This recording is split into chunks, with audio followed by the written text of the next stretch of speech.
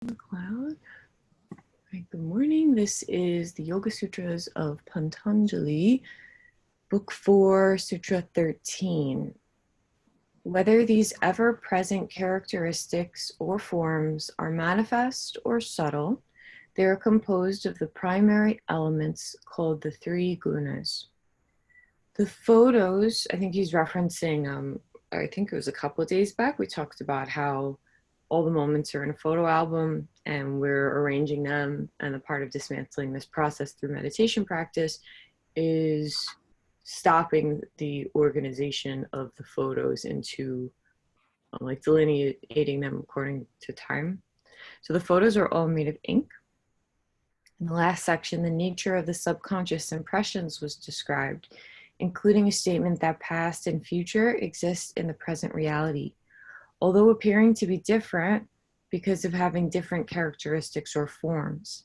The metaphor of a photo album was used to describe how both past and future were like photos, all being in the here and now photo album. However, in this current sutra, a new comment is being added.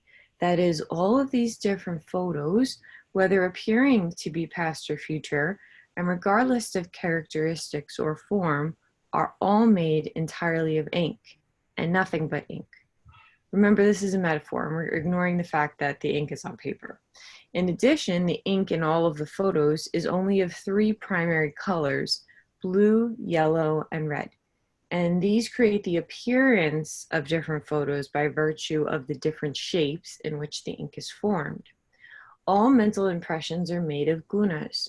In the case of the mental impressions, all of the thought patterns in the chitta or subconscious mind are made of the same stuff, just as the photos are all made of ink.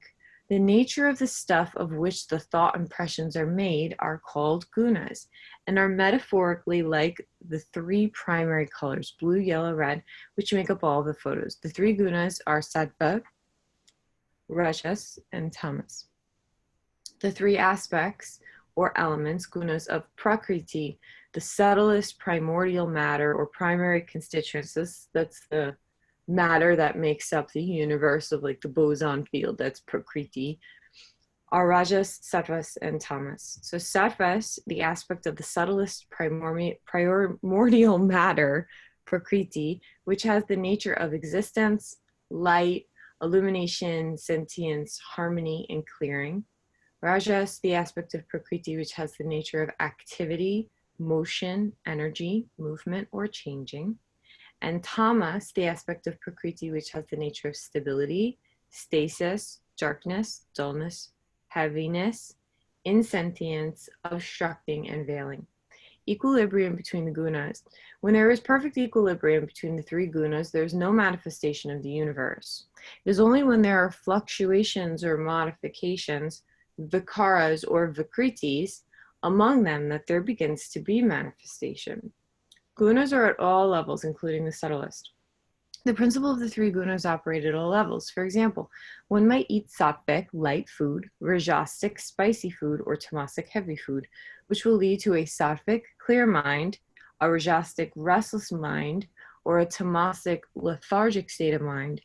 However, this Sutra 413 relates mostly to the subtlest operation of the three gunas, which is to say that the subtlest subconscious impressions are all entirely constituted of only these three gunas.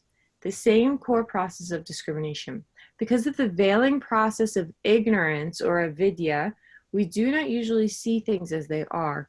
We see only the composite, which is a combination of the underlying parts, like the photo metaphor above.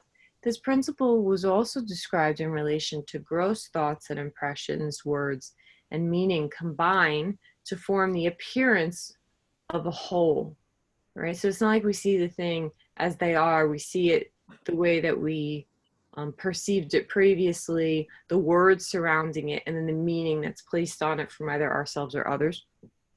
At both the grosser level and the subtlest level, the subject of these current sutras, the core process is the same, and that is discrimination. We separate this from that so that the underlying truth or reality can be seen.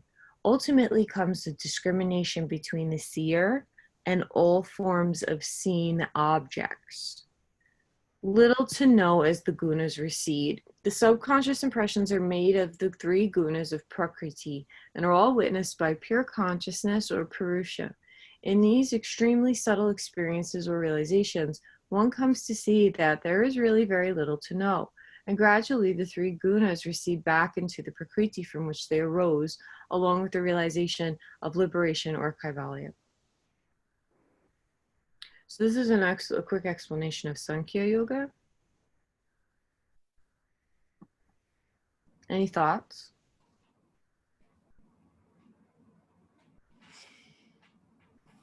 I feel like we've explored this at length already in our discussions. I could keep reading. Okay. Yeah, I'll keep reading.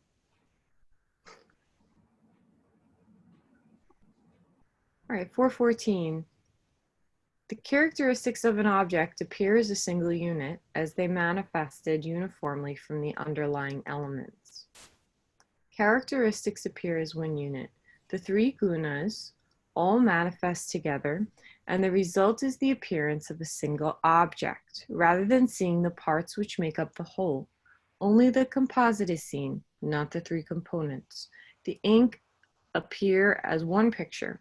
In the metaphor of the photo being a combination of the three colors of ink, this sutra is making note of the fact that when they combine, there appears to our awareness only the one photo. The object in the photo is taken to be a single object, while the underlying nature of the components is obscured or not seen. Seeing past the subtlest veil. When we come to see that 100% of the objects blocking the realization of the self are constructed only through the interplay of the gunas, a very deep simplicity is seen in the process of self-realization. To become free from identity with the three gunas brings freedom from all their manifestations. Here in this final chapter, we are not just talking about non-attachment of the grosser objects, such as food, money, or relationships, or even subtle realm objects, but of the very finest forms of non-attachment and transcendence of the subtlest building blocks of the mind and reality.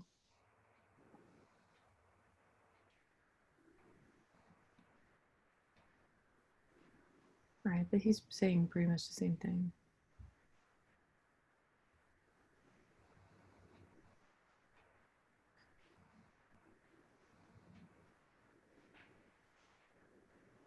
I'm going to keep going. Although the same objects may be perceived by different minds, they're perceived in different ways because those minds manifested differently. Think of meditating on a flower. Imagine that four people are sitting together meditating on the same object, a flower, for example. One person is meditating on the beauty of the flower. A second person is meditating on the molecular structure of the flower. A third person is meditating on the subtle essence of light that forms the flower. A fifth fourth is meditating on the primal elements, the gunas out of which the flower manifested. The flower is the same, while the minds differ. In this example, it is not the flower which has changed, rather it is the nature of the four different minds that determines the way the flower is experienced. Each of the four minds in this example are operating from progressively deeper levels of being, and thus the object perceived is experienced at different levels of manifestation. So once again, the first person is on the beauty, so the surface level. The second is the molecular structure. The third is on the subtle essence of light that forms the flower. I guess that would be like Atman. And the fifth or fourth is meditating on the primal elements, the gunas, out of which the flower is manifested. However, the object itself does not depend on any one mind, for if it did, then what would happen to the object if it were not being experienced by that mind? The flower does not depend on a mind. The flower that was used as an object of meditation in the last sutra is not dependent on any one mind. The significance of this sutra is that in the last section explained that the characteristics of an object manifest from the gunas, and that although they manifest through many levels, they appear as a single unit. Because of that fact, it can sound like the nature of the object is necessarily dependent on the person doing the observing. This current sutra clarifies the practical point that the object is independent. Philosophers might have a metaphysical debate about this point, but yoga focuses on the practical path of going beyond the levels of reality so as to experience the eternal center. Objects are either known or not known according to the way in which the coloring of that object falls on the coloring of the mind observing it. The coloring of the mind determines perception. Objects are either known or not known according to the way in which the coloring of that object falls on the coloring of the mind observing. In other words, it is the coloring of one's own mind that determines perception. Reduce coloring to see clearly. In previous section, the very subtle building blocks, gunas, of the subconscious mental impressions are dealt with. Even these most subtle elements, like the more surface thought patterns, are subject to the same principle and practice of uncoloring, a klishta, the colored klishta thought patterns. This process of uncoloring is a core principle of the science of yoga and has been described throughout the Yoga Sutras.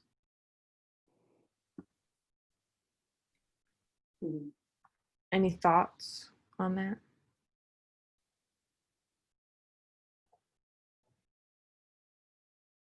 Sue, I think you're muted.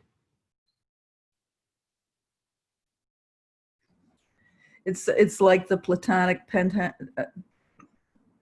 I can't talk this morning. It's sort of his view sounds like the Platonic ideal, and it's, you know, which is that there is a thing. It is the real thing, and people might perceive it differently. People or anybody or anything might perceive it differently, but there is a real thing. Is that what it's saying? Yeah, pretty much. Yeah, and meanwhile, modern physics doesn't so much say that. It says there are not things, there are events, and the events are how certain interactions end up interacting with each other. So that doesn't mean the flower disappears when you're not looking at it. It just means that something that has kind of the essence of the flower is interacting with other things. It could be interacting with a bee. It could be interacting with the air or the sunlight. It could be interacting with, chili. Who knows what else, you know. But there's no one permanent thing that if only you could see it, you would see what it was. So there are, I don't want to use the word just because that sounds diminishing or demeaning, and it's not, but there are interactions as opposed to thingness.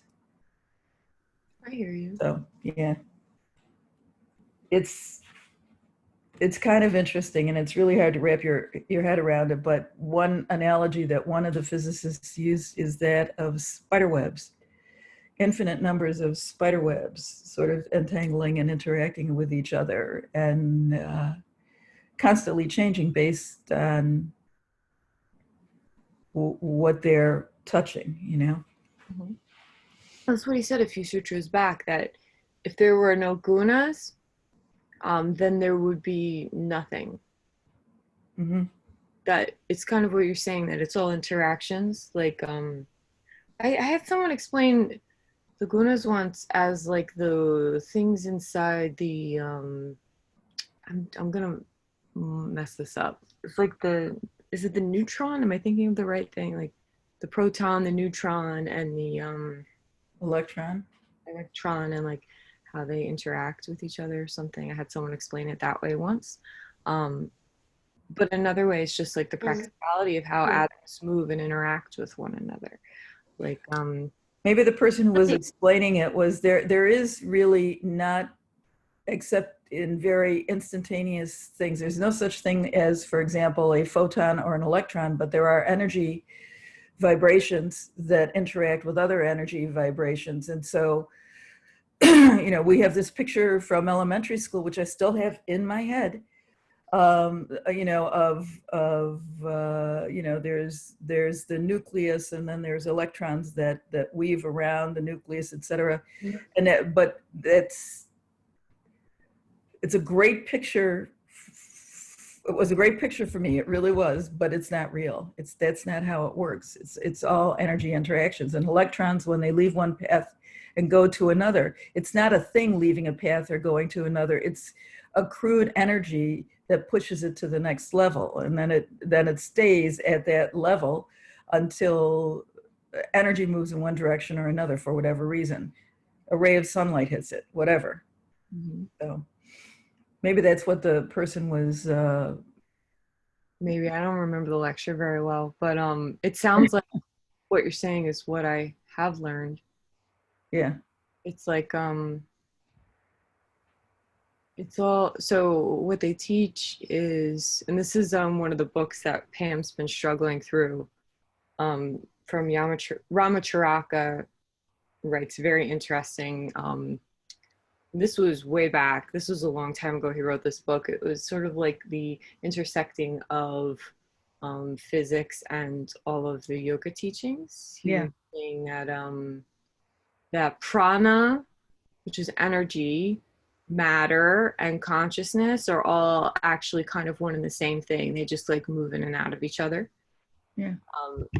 Making me think of what you're saying. Like you're saying, it's energy interacting with itself. Yeah, that makes total sense. Like what is pushing the energy? What is changing the energy of the thing to make it look like a certain kind of matter? And that's what the gunas are. It's like, is it an energy that's very light? You know, that's going to change the way it's interacting. Is it an energy that's very heavy, tamas, or inert? That's going to change the way it's interacting. Or is it very rajasic, which means it has a lot of movement, it's got impelling movement? That's going to change the way the energy's interacting with itself and manifesting something from it, right? If there was no interaction, no movement of energy back and forth, it would just, but like we're in a very dynamic world where everything around us is moving and interacting all the time, like my body. And if there was no movement, it would be at absolute zero, and there'd be there'd be space, is what there'd be. Yeah. Like, I just want to say one thing, which is that if the physicist were listening to what I was saying, he'd probably go, "Oh my God." So this is my interpretation of stuff that I've been reading. I'm not a physicist, and it's just a disclaimer. It is all right. A really serious disclaimer, because it's like, to me, this is the basis of life, and the people who understand it, to me, are a little bit godlike. You know, I want to reach out and touch the hems of their robes, you know. So what I'm saying is just what little I get a glimpse of and can understand and can articulate at 7:30 in the morning. So I'm done. Makes sense though. Makes sense. I'm listening to what you're saying, and in theory, I can follow along and go, okay, that makes sense. But then I try to apply that to what I see around me, and it all falls apart for me. It doesn't make sense anymore. Well, everything's made of atoms. Right. Everything around you is just atoms falling into atoms, like the air you're breathing. It's like what are you saying with the photograph?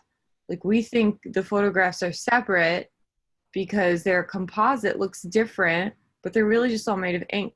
It's like everything in the material world, which is what I usually translate Prakriti to when I'm teaching it. It's just stuff. It's like anything that's something in the material. It's material, it's matter.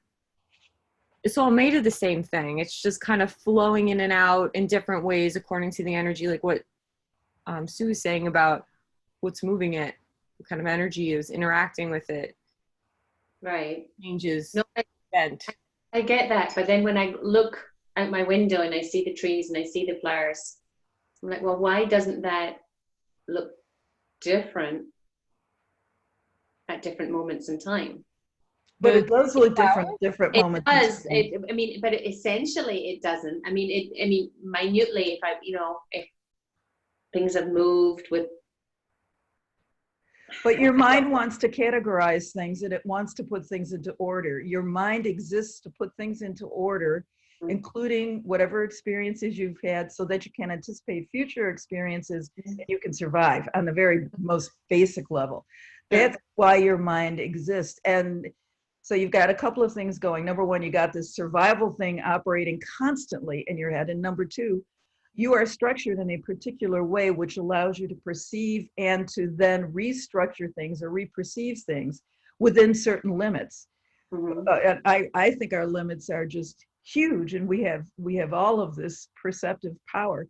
But that's why you see things the way you do, and why, for example, even a creature as similar to us as a bee doesn't see things the way that we see things. Right. It's not just because of different lenses. It's how the mind is structured and how perception is allowed. Sure. And I'm sure that there is Amanda, a way of saying that comes out of this. And give that example. Like if you look at a cat doesn't, a cat can see at night where we could walk into the same space and they could see a lot of different things, but we can't perceive them. It doesn't mean that just because we can't perceive them, they're not there. But it's called Maya, or illusion, what you're talking about. Right.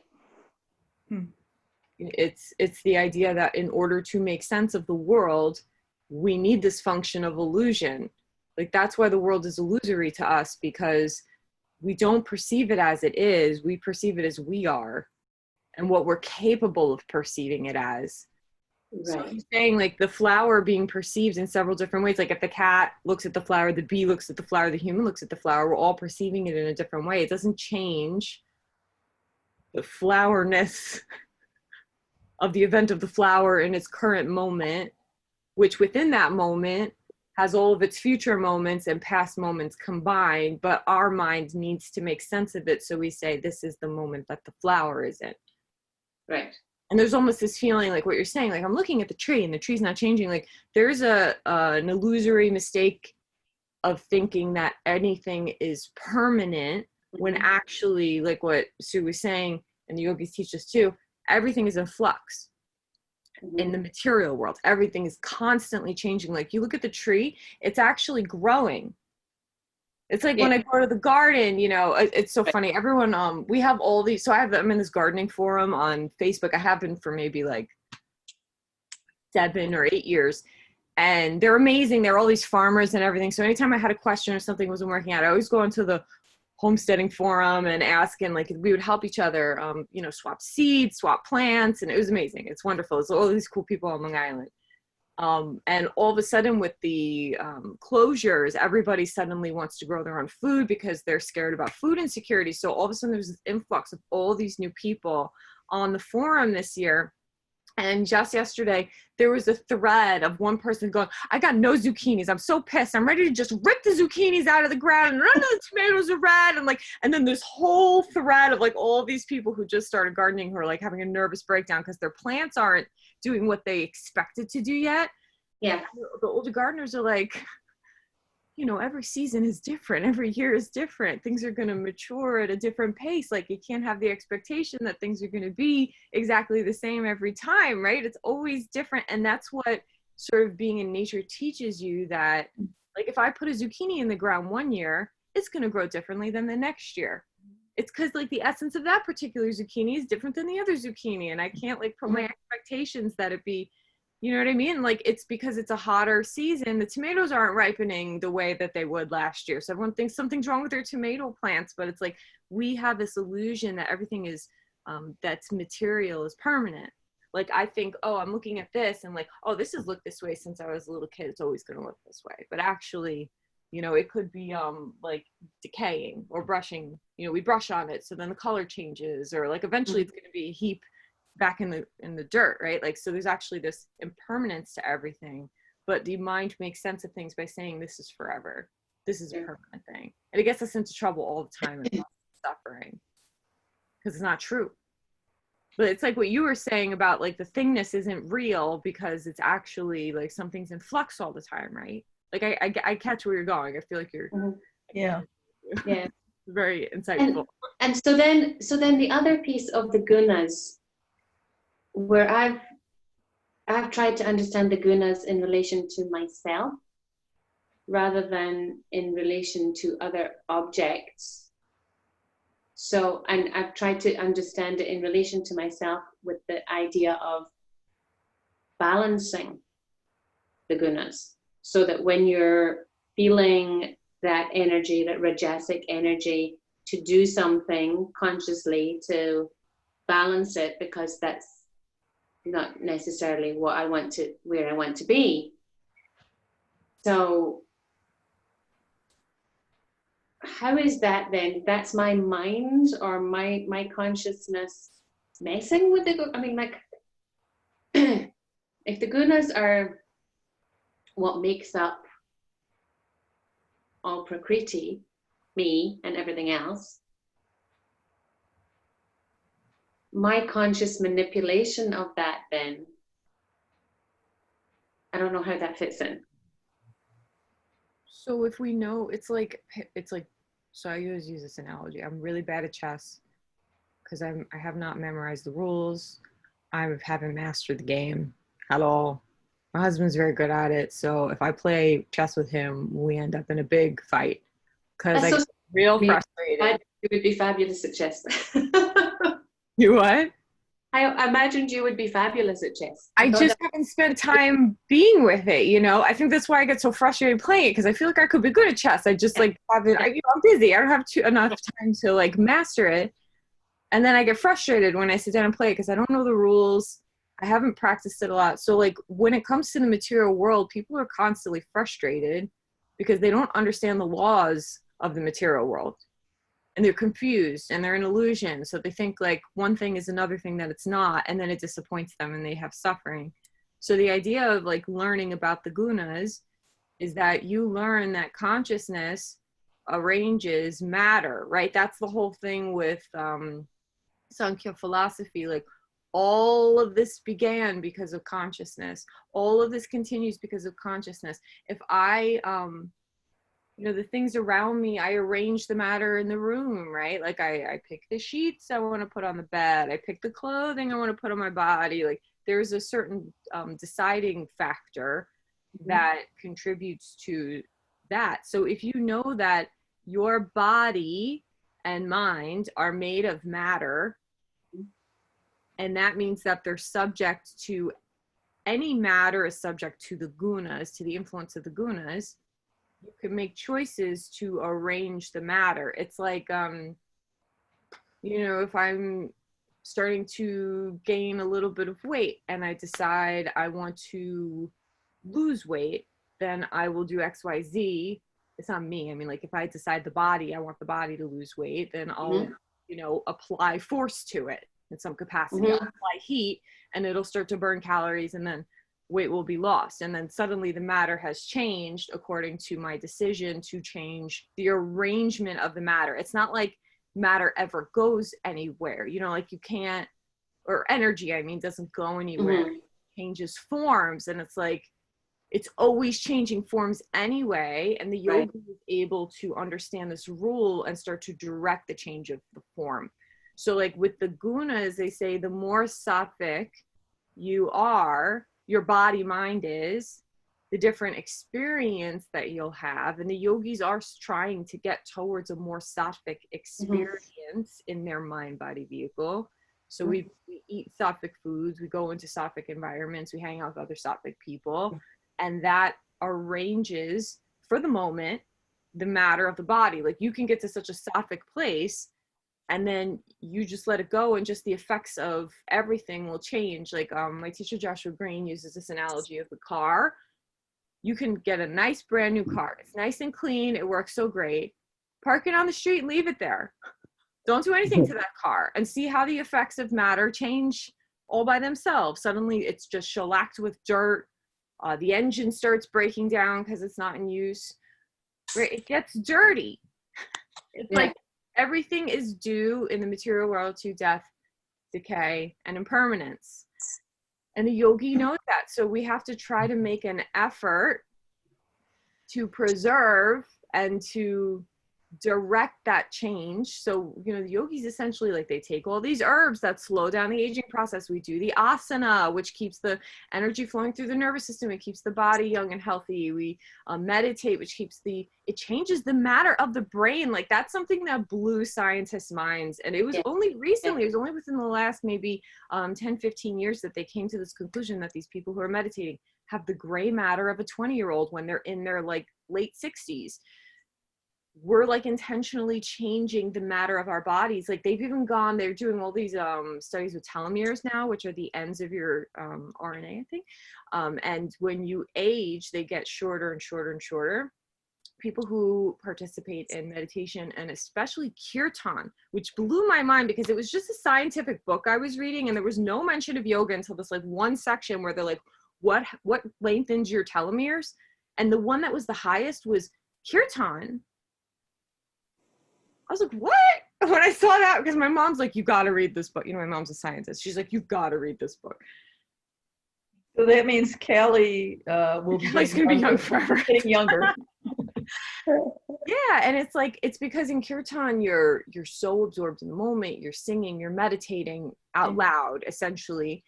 And it's, you know, easier to do kirtan than it is to sit and meditate. Honestly, it is. It's easy. They say in Kali Yuga, the time we're in, this is like the easiest way to meditate. And even in I think it's Ishopanishad, I'm pretty positive it's one of the Upanishads. They say like, this is the reason why you chant the Maha Mantra, is because they say it's like something with the way the syllables are formed in Sanskrit. It's a very mathematical language, and the sounds affect the matter because they vibrate the matter in a different way, which has an effect on your body and mind for the heavy energy of Kali Yuga.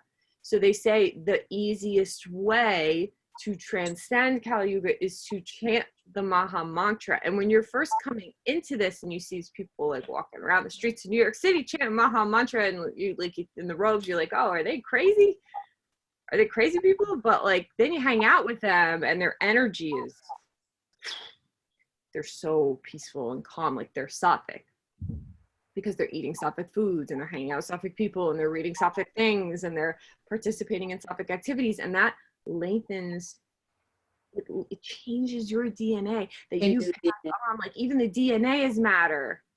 You know, when Kyle was, I think he was 3, he would like go whatever. He would have I called it his twitching hour. He would just go nuts, running around and being insanely loud. And I would play the Gayatri mantra, and it was like medicine. He would just chill out and calm down and just sit and for like a whole hour not move and play with whatever, one thing in one spot, all calm. And I didn't do anything. I just played it and like put it on a loop quietly in the background, and this kid would just chill out like this. Yeah, that's the funny thing about kirtan. Like so many of these kirtan artists win Grammys. They're just like humble kirtan, you know, they're not rich with producers. Like they're just singing, and it's something about them. And I've had students who are like, oh, do you know this artist? I listen in the car all the time. I don't know what they're saying. I don't know what any of it means, but something about it's so relaxing. And it's like, that's because the vibration of the sounds is like purifying you. It's incredible. It does, I think the Hebrew language works in a similar way. I was told that it's like based on mathematics as well. So I always thought it was interesting. Like, how far have we gotten away from that with English? But some of English is very Sanskrit. When you learn about it, like the root of it was a Sanskrit word. It's interesting, right? It's interesting. It's like this whole field. It's a field of atoms. It's just a field of matter in flux. You can try to direct it for a moment in time. But you have to, that's why sadhana is important. Spiritual practice daily. Yeah. Because it's always, we are the car, our body mind is the car on the street. Absolutely. We got to clean it. We got to drive it around right. If we don't, it's just going to decay real fast. Yeah. Yes. I felt that in the last 5 months. Yeah, right? It's amazing. It's like 2 weeks. 2 weeks of no meditation and asana. What a And difference. you're like a mess. Yeah. Right? At least I can't speak for anyone else. I speak for myself. Yeah. I agree. I think it's 2 weeks is the magic number of like, you'll be sorry. Yeah. And those people who are like every day practicing their meditation, they feel so good. And people who are, doing asana like 3 times a week, they're like, my whole life changed. And it's like, yeah, because you're purposefully trying to rearrange your matter. Yeah.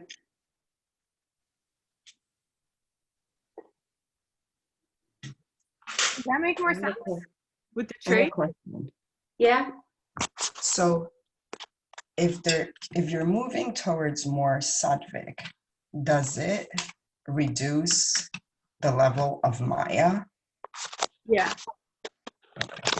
That's what my teacher says. He says, like we have a certain amount of free will, and you'll get more free will the more sattvic your body mind is.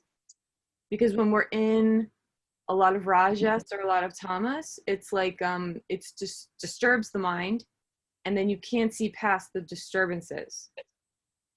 So you can't really decide easily for yourself. So think about somebody who's like in very, very bad tamas, like somebody who's a drug addict. They don't have a lot of self-control, right? Like you'll say, hey, you want some crack? And they'll be like, yeah, I want some crack. You say, oh, well, your wife left you because of the crack. Are you sure you want some crack? And they'll be like, yes, I absolutely want some crack. Mm-hmm. Right? And you say, well, you lost your job. Are you really sure you want some? Yep, want some crack? Give me some crack. Right? There's like no self-control. But the more sattva that you get, the more space you have to kind of be like, oh no, that crack really destroyed my life. I don't want any crack. Thank you. Well, you had me before when you were talking. I remembered of when my cousin in Michigan got married.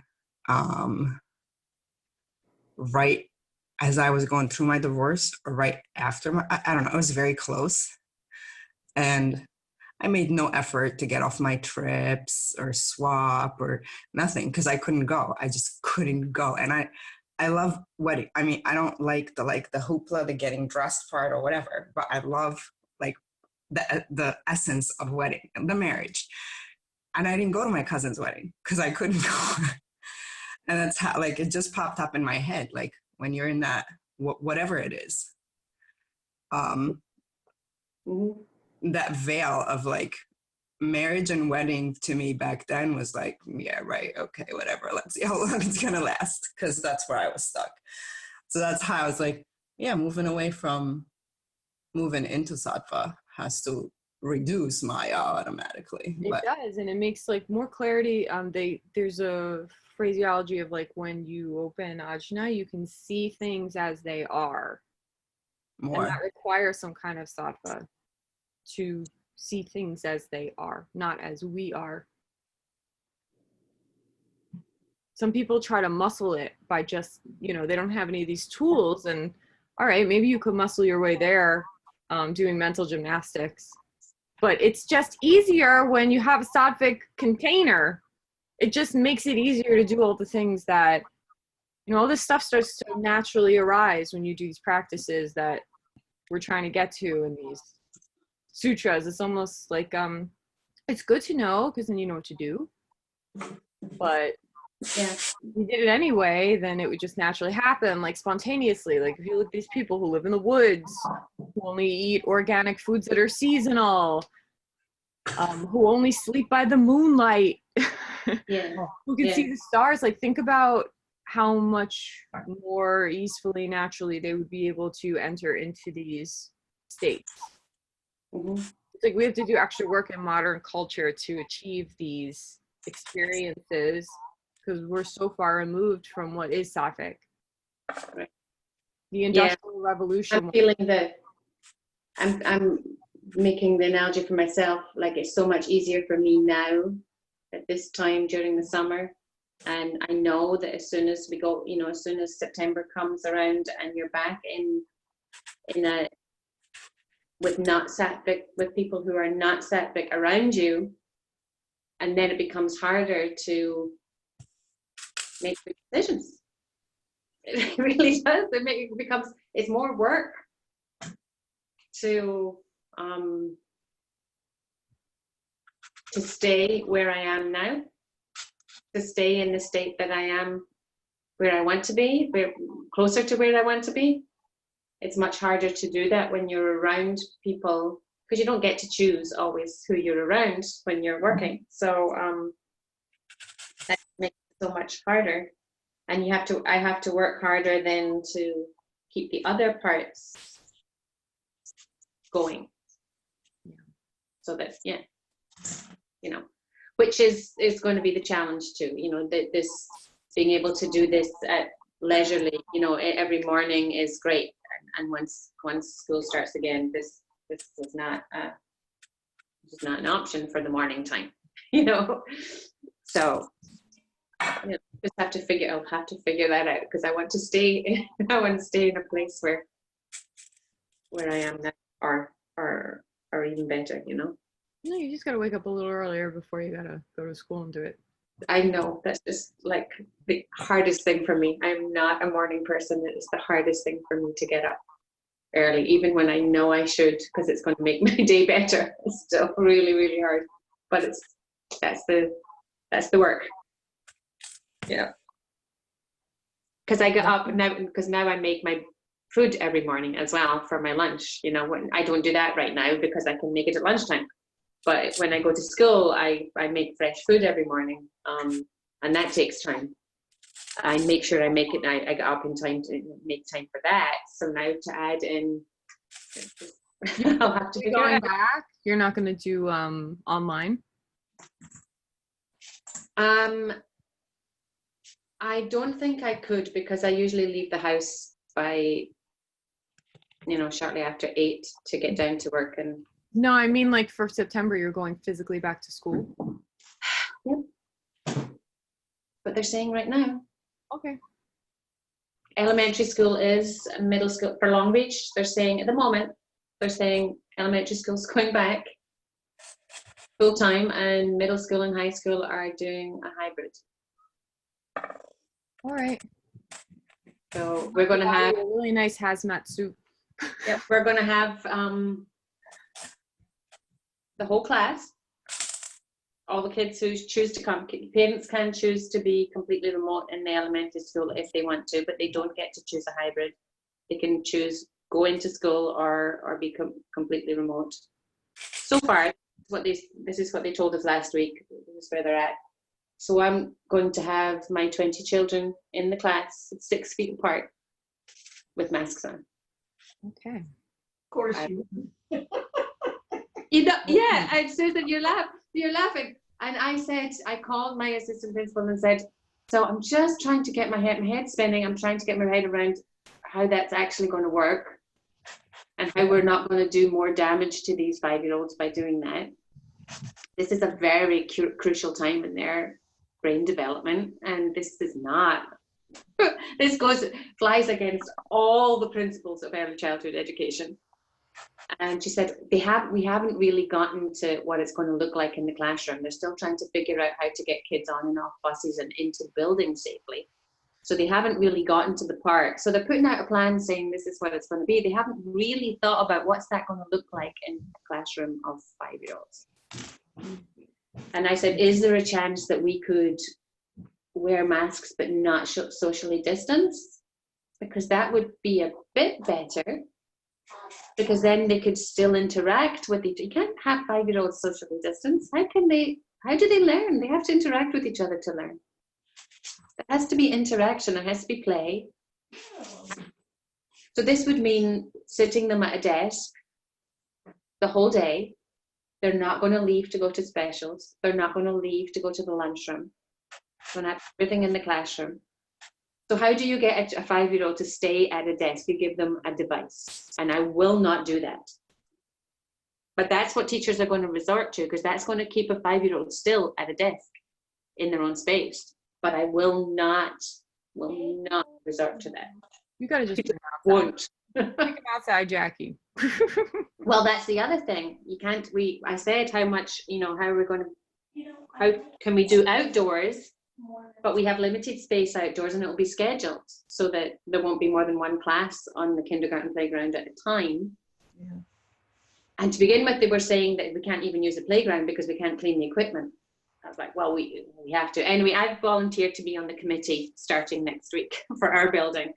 Okay. All So right. that, Hopefully you. and my husband said that when I volunteered, the principal probably went, oh shit, she's on the committee.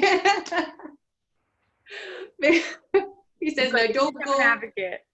don't go blowing, making her head explode. He says to me, and I said, I have to speak up for the little ones. I have to. So I don't know how it's going to be. We'll make it work. Whatever we have to do, we'll make it work. But Good luck. yeah. All right, it's 8:19. So let's Yep. pranayama. Take the right hand, fold the peace fingers into the center of the palm, close off the right nostril, inhale through the left, close off both, exhale through the right. Inhale through the right, close off both, exhale through the left. And continue like that until you feel settled and even, and then start your